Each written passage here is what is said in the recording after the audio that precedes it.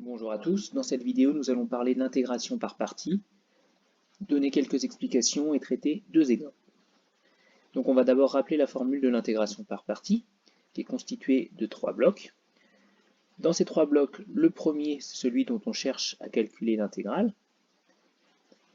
Le deuxième, on va dire, c'est un bloc, un produit u fois v qui ne posera absolument pas de problème, parce que là on est déjà sur une primitive, et donc ça reviendra à calculer uv de b moins uv de a. On peut aussi écrire u de b fois v de b moins u de a fois v de a. Et le dernier qui va être le plus important, pourquoi c'est le plus important? Parce qu'il va falloir déterminer une primitive de ce produit u' fois v. Donc c'est lui, ce dernier bloc, qui va influencer le choix de u et de v', ce qu'on va voir dans les exemples qui vont suivre. Premier exemple, on va calculer l'intégrale I, qui est l'intégrale de 1 à e de x ln de x. On va poser u de x égale quelque chose, v' de x égale autre chose, et ensuite on en déduira u' et v. Ici, on a un peu deux solutions. Ce qu'il faut bien regarder, c'est ce qu'on a dit tout à l'heure. Ce que j'ai encadré en rouge ici, c'est les deux éléments importants. Quand on va les multiplier, il faudra être capable d'en déterminer une primitive. Ici, on va faire le choix de poser u de x égale ln de x et v' de x égale à x. Pourquoi on le fait dans ce sens-là? Puisque ln de x, on sait le dériver, par contre la primitive de ln de x, ça ne fait pas partie des primitives usuelles, on peut la connaître, mais ce n'est pas une primitive à retenir absolument. Donc ici, le u', c'est la dérivée de ln de x, donc c'est 1 sur x. Et de la même façon, là cette fois c'est une primitive de x, 1 demi de x au carré. Si on applique la formule pour notre intégrale i, on va d'abord avoir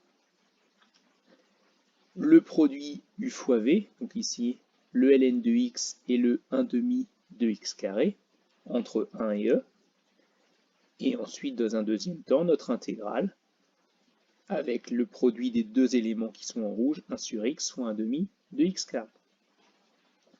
Le premier morceau, je vais juste le réécrire de manière un petit peu plus compacte, et le deuxième, on va simplifier un petit peu, et quand on simplifie, à l'intérieur de l'intégrale, il nous reste x sur 2.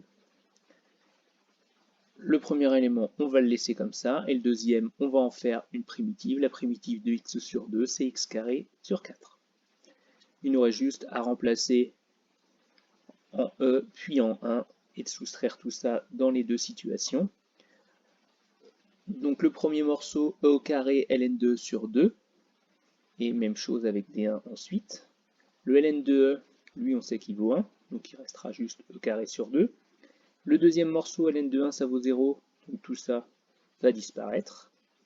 On va faire la deuxième partie, moins e carré, et là on fait attention au signe, soit on passe par les parenthèses, soit on le fait directement. Comme on a un moins dans la formule ici, plus le moins du grand f de b moins grand f de a, ça fait donc ici plus 1 au carré sur 4.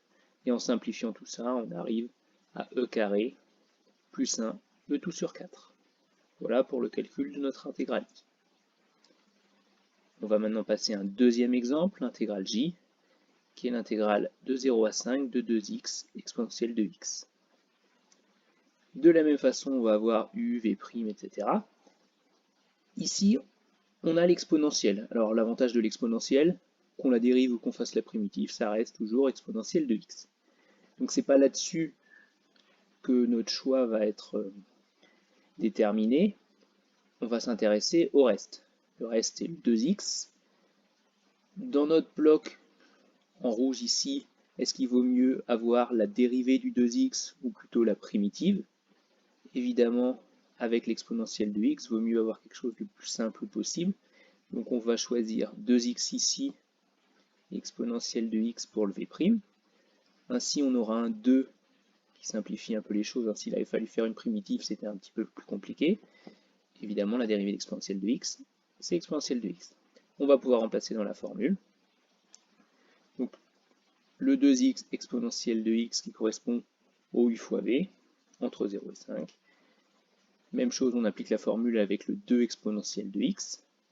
Le premier morceau, on ne va pas y toucher dans un premier temps. Le deuxième, on va passer à la primitive, mais ça va être relativement simple. Ce qu'on a le droit de faire avec la linéarité de l'intégrale, c'est sortir le 2. Alors, ce n'est pas une obligation, mais on peut le sortir. Et la primitive d'exponentielle de x, c'est exponentielle de x. Mon 2, j'aurais pu le mettre à l'extérieur ou à l'intérieur des crochets, ça n'a pas d'importance. Ça aurait été vrai, évidemment, aussi dans la première partie. Il nous reste à remplacer tout ça. Là, on voit qu'on n'a que 3 morceaux, alors qu'on pourrait en avoir 4. Mais forcément, le 2x exponentielle de x en 0, il vaut 0. Donc on n'a que 3 morceaux au lieu de 4. Hein. Et quand on simplifie tout ça, on arrive à 8 exponentielle de 5 plus 2, qui est le résultat de notre deuxième intégrale. Merci pour votre écoute et à bientôt.